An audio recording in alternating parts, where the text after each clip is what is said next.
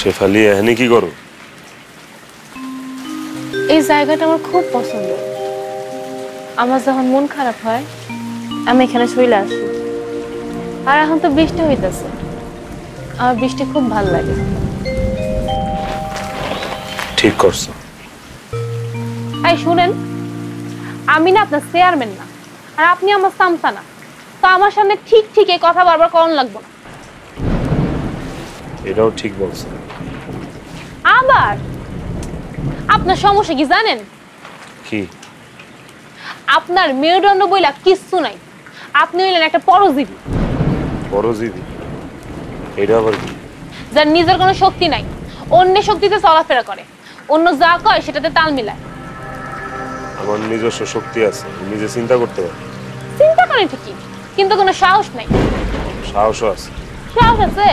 ঠিক আছে, একদিন চেয়ারম্যানের সামনে ওনার একটা ভুল ধরে দেন তো। এটা তুমি কি করলে?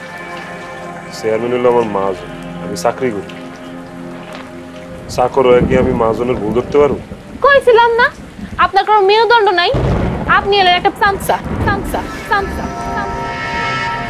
চেয়ারম্যান সাহেব আমার বাঁচান, চেয়ারম্যান সাহেব, চেয়ারম্যান আমার বাঁচান। থামো তো, থামো না, বাঁচান। আমার দয়ার শরীর, আমি তো দয়া করার জন্যই বসে আছি। এই যে তোমরা আমার কাছ থেকে যে এই টাকা নিছো ঋণের, সেই টাকাটা দিয়া দিলেই তো হিসাব ক্লিয়ার, নাকি ভুল বললাম রে জলিল? জি ভাই সাহেব, ঠিক বলছেন। আমি 1 মাসের মধ্যে আপনার টাকা দিয়ে দেবো চেয়ারম্যান সাহেব। আহা, তোমার বাড়িতে তুমিই থাকবা, আমার কাছে দলিল থাকলো, ঋণের টাকা দিয়া দলিল নিয়ে যাইবা।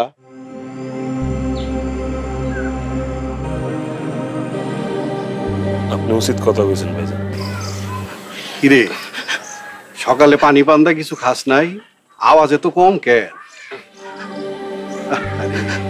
শরীরটা দিয়ে শুকায় গেছে। খাইছি ভাইজান। তাহলে জোরে বল, আমি কি অন্যায় কিছু বলছি?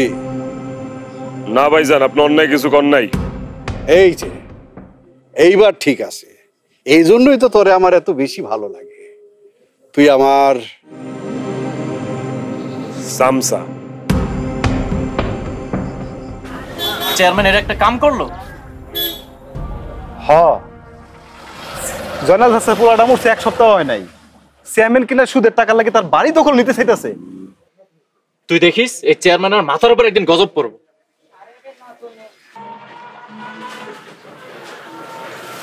কার মাথার উপরে গজব পড়বো? কই কারো মাথায় না তো। সেলিম সাদে একটা। শুনলাম চেয়ারম্যান নাকি জয়নাল চাচার বাড়ি দখল করবো। হ্যাঁ, ঠিকই শুনছস। কামটা কি ঠিক করতেছে?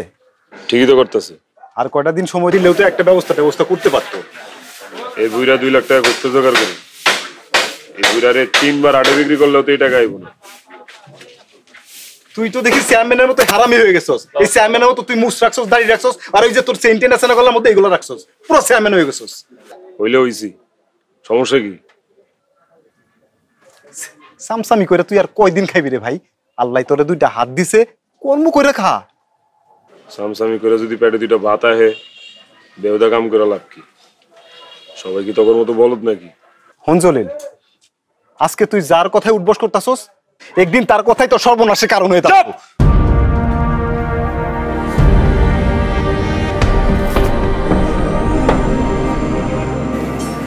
দেখছিস ওই শুধরাইব না, ওটা গেছে, পুরা গেছে। এই চেয়ারম্যানের সাথে থাইকা পুরাই গেছে, জানোর হয়ে গেছে তো। এটা সরকার থেকে তো ত্রাণ সামগ্রী আসছে, এবার গ্রামের অসহায় মানুষদের উপকারের জন্য সরকার অনেক সাহায্য সহযোগিতা করছে। সরকার জনদরদি হয় হোক, আমাগো জনদরদি হইলে চলবো না। এই ত্রাণ সামগ্রীর কথা যেন কেউ না জানে। এটা কি বলছেন চেয়ারম্যান সাহেব? আরে মিয়া, এই ত্রাণ সামগ্রী দিলে আমার সব দিক থেকে লস। বুঝলাম না। বুঝলা না? এই ত্রাণ সামগ্রী যদি গ্রামের মানুষের মধ্যে বিলায় দেই, তাহলে তো ওরা কাম কাজ কইরা আমার ঋণ পরিশোধ কইরা দিব। তাইলে তো আমার সমস্যা। আমি চাই ওরা ঋণ পরিশোধ করতে না পাইরা জমি ভিটা বাড়ি বেচা খাক, কিন্তু এটা তো অন্যায় চেয়ারম্যান সাহেব। কিছু ন্যায় অন্যায় না করলে তুমি টিক্কা থাকতে পারবা না। আপনার এই কথার সাথে আমি একমত না চেয়ারম্যান সাহেব। তাছাড়া গরিবের হক আমি মারতে পারবো না চেয়ারম্যান সাহেব। আমারে তুমি ন্যায় অন্যায় শিখাইতে আইসো না। তোমার দরকার হইলে তোমার ওয়ার্ডের ত্রাণ সামগ্রী নিয়ে যাও, কিন্তু খবরদার তুমি যেই পরিমাণ পাইছো সবাইরে বলবা এই পরিমাণ ত্রাণ আইছে। আচ্ছা ঠিক আছে চেয়ারম্যান সাহেব, আমার ওয়ার্ডের ত্রাণ আমারে দিয়ে দেন। আমি আমার ওয়ার্ডের অসহায় মানুষের সাথে বেমানি করতে পারবো না। ঠিক আছে ঠিক আছে, কালকে সন্ধ্যার পরে এসে নিয়ে যাও। আমি জলিলকে কয়ে রাখুন। ঠিক আছে চেয়ারম্যান সাহেব, আসসালামু আলাইকুম।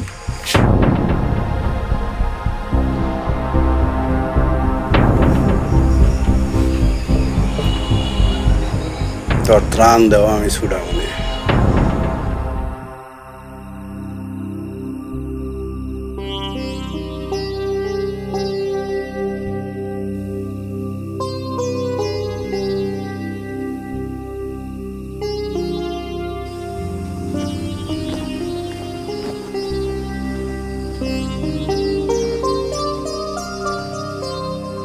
কি হয়েছে আব্বা, তুমি এখানে একলা একলা বসে আছো? গাই গরুটা 2 দিন ধরে কিচ্ছু খায় না রে মা, মনে হয় কোনো অসুখ করছে। তুমি উপজেলা পরিষদের পশু চিকিৎসকের কাছে লইয়া যাও। দেই কাল একবার যাবো। আব্বা, এই খাওয়ানে কেউ মন খারাপ করে? তুই তো জানিস না রে মা, এই বাড়ির দলিল রাইখা চেয়ারম্যানের কাছ থেকে কিছু টাকা আনছিলাম, এই গাই গরুটা কিনছিলাম।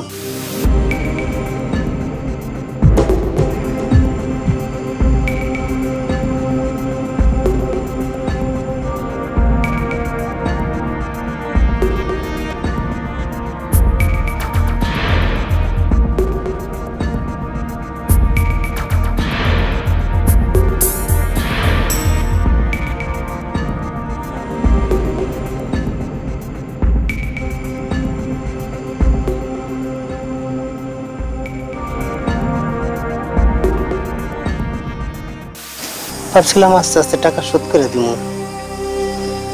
কদিন পরেই গরুটা বাচ্চা দিত। এখন যদি গরুটার কিছু হয়ে যায় আমি সাগরে পড়ে যাবো রে মা, আমি সাগরে পড়ে যাব।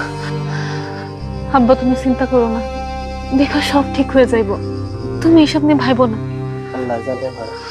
মন খারাপ করো না আব্বা, ঘরে আসো, রাতে খাওয়ান দিছি। আসো আব্বা।